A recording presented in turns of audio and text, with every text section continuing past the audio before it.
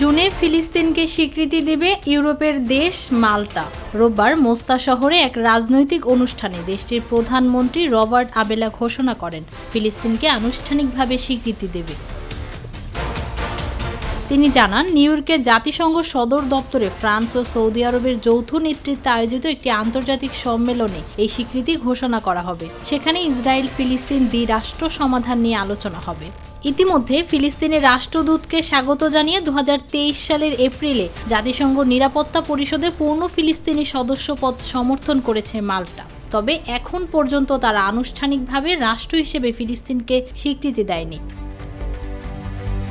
প্রধানমন্ত্রী আবেলা বলেন, গাজার মানবিক বিপর্যয়ের দিকে আমরা চুপ থাকতে পারি না। 4 দশকেরও বেশি সময় আলোচনার পর এবার মাল্টা সরকার আনুষ্ঠানিক স্বীকৃতির পথে অগ্রসর হচ্ছে। সম্প্রতি ফ্রান্স, যুক্তরাজ্য ও কানাডা যৌথভাবে ফিলিস্তিন রাষ্ট্রকে স্বীকৃতি দেওয়ার পরিকল্পনার বিষয়টি নিশ্চিত করেছেন ফ্রান্সের প্রধানমন্ত্রী ফ্রাঁসোয়া বেইরু। 17 থেকে 20 জুন আন্তর্জাতিকভাবে অনুষ্ঠিতব্য এক সম্মেলনে স্বীকৃতি ঘোষণা হতে পারে। ফৌজিয়া আক্তার, নিরপেক্ষ নিউজ ডেস্ক।